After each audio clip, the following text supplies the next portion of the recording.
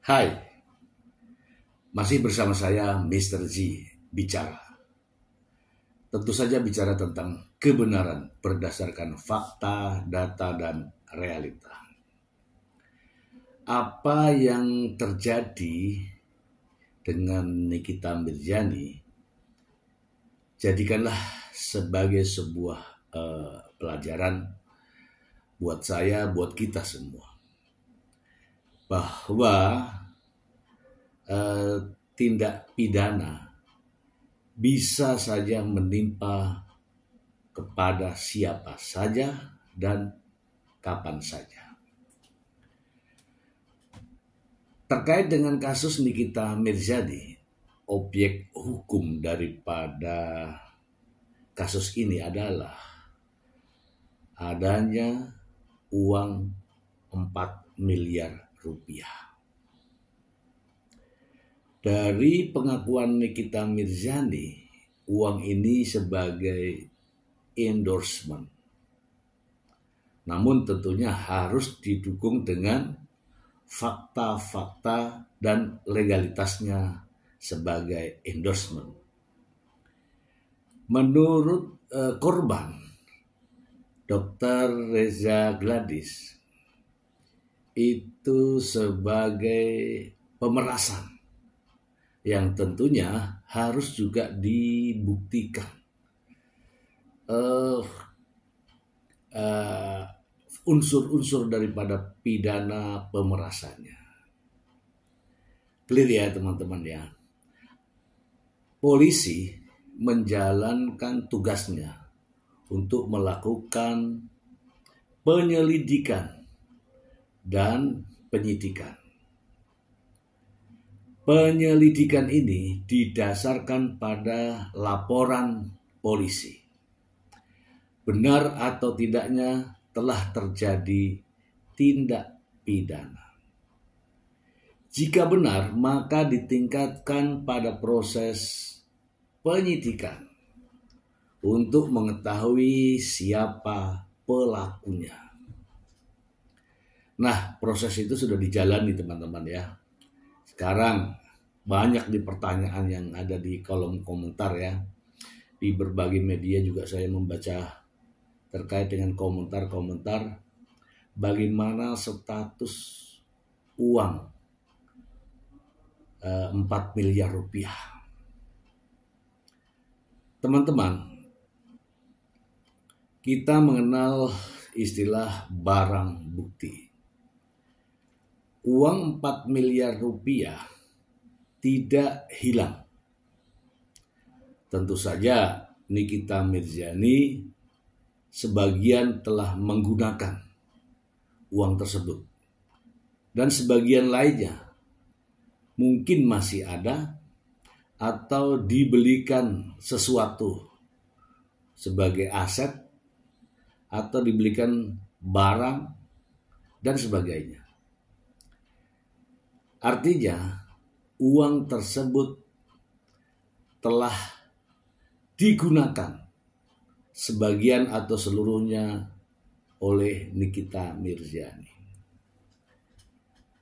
Nah, sekarang proses penyidikannya telah berlangsung ya, artinya sementara ini sedang berlangsung. Kemudian kira-kira ini, apa-apa saja yang sudah disita oleh penyidik Dit Cyber Polda Metro Jaya.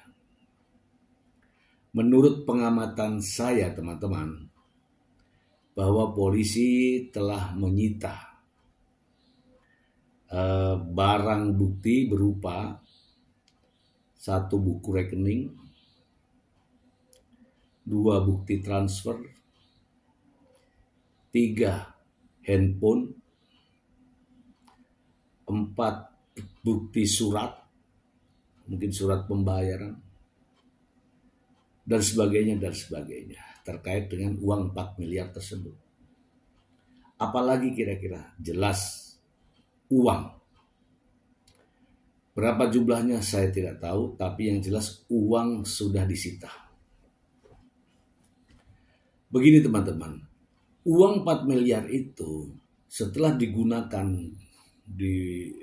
ditransferkan, dibayarkan, dititipkan, dibelanjakan, pastilah masih ada sisanya. Berapapun sisanya, pastilah akan disita oleh penyidik dan akan dijadikan sebagai barang bukti di persidangan.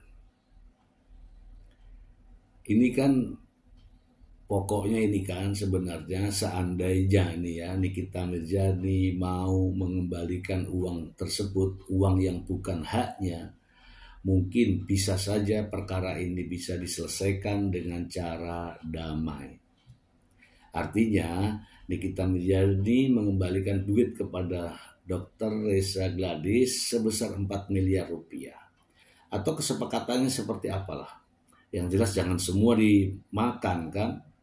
Mungkin Dr. Reza kembali aja lah 3 miliar 900 juta. Nikita Mirzani masih ada tuh dapat 100 juta seandainya itu terjadi. Oke, tetapi perjalanan kasus ini tentunya Nikita Mirzani tidak mau mengembalikan. Karena dia menganggap bahwa itu sah menjadi uang miliknya. Sementara Dr. Reza Gladys enggak, itu karena pemerasan. Dan sudah ditindaklanjuti oleh pihak penyidik.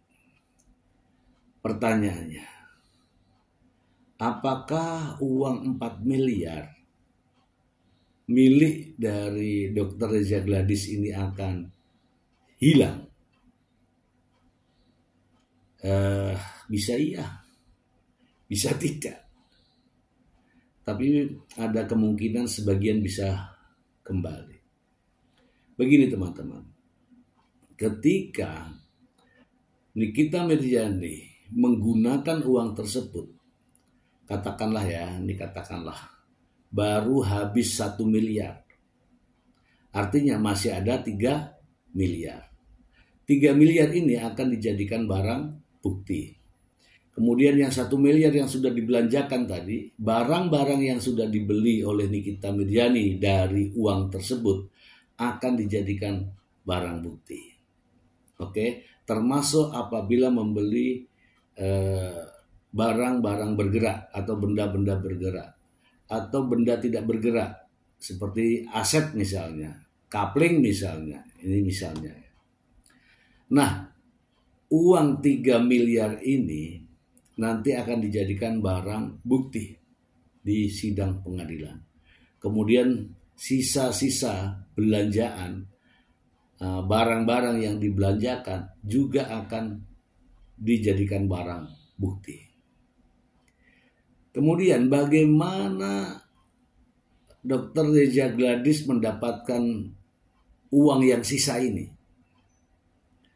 Begini teman-teman, dalam sidang apabila sudah ingkrah atau sudah ada keputusan hakim yang tetap, maka terhadap barang bukti ini berlaku pasal 194 KUHP. Ada 3 pilihan terhadap barang bukti yang dijadikan sebagai barang bukti di pengadilan. Ada 4 langkah-langkahnya. Yang pertama, kita ngobrol tapi sambil edukasi ya teman-teman ya. Yang pertama, barang bukti ini sudah selesai ya, perkaranya sudah selesai, tersangka sudah divonis. Lalu perlakuan barang buktinya seperti apa? Kalau perkaranya sudah selesai, maka berlaku tadi pasal 194. Apa yang dimaksud pasal 194? Maka itu yang dijalankan. Yang pertama, barang bukti dikembalikan kepada yang berhak. Oke ya teman-teman ya, dikembalikan kepada yang berhak. Kira-kira atas uang 4 miliar tersebut dengan sisa-sisanya yang tadi saya sudah uraikan, siapa yang paling berhak mendapatkan pengembalian barang bukti itu?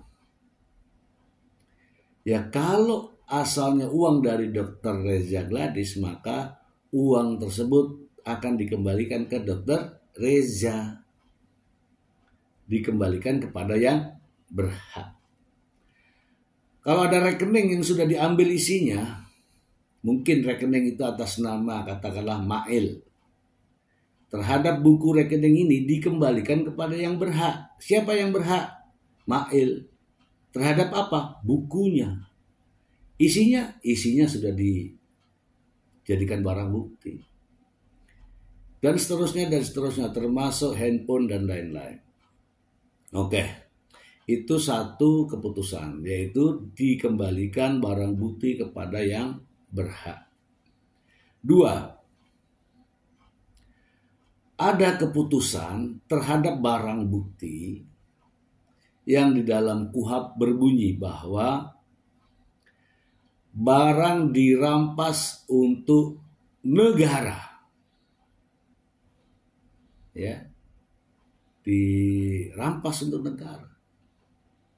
Artinya apa? Barang-barang itu disita untuk negara. Terhadap kasus apa? Ya, bukan kasus ini.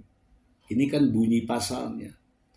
Terhadap kasus yang lain, contoh, dirampas untuk negara, misalnya ada kapal, ada mobil, ada pesawat terbang, ada ini. Terkait dengan kasus-kasus yang lain. Ya, itu bunyi pasalnya. Kemudian ada juga yang dirampas untuk dimusnahkan. Apa contohnya? Narkoba, obat-obatan terlarang, miras, barang-barang sitaan yang kayak pakaian bekas dari Malaysia kayak gitu ya. Itu dirampas, tapi untuk dimusnahkan, bukan dirampas untuk negara. Ada perbedaan-perbedaan itu.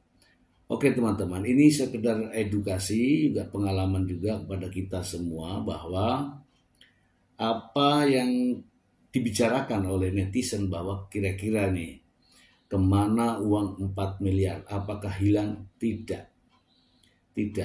Jadi uang sisanya akan dijadikan barang bukti yang masih belum mencukupi tadi 4 miliar akan dicari oleh pihak penyidik, apakah itu dari aset, apakah itu dari jual beli barang, kemudian apakah sudah dititipkan kepada siapa, semua akan disita. Yang nantinya akan dijadikan satu menjadi barang bukti untuk kasus ini. Lalu bagaimana penyerahannya? Setelah penyidik atau penuntut umum tidak memerlukan bukti-bukti ini atau tidak memerlukan barang bukti ini, maka pengadilan akan memutuskan barang bukti tersebut dikembalikan kepada pihak yang memiliki hak, gitu ya, yang paling berhak, gitu ya. Gitu teman-teman ya. Jadi ini tambahan wawasan saja, karena daripada kita bertanya-tanya nih, terus nanti uangnya akan dikembalikan.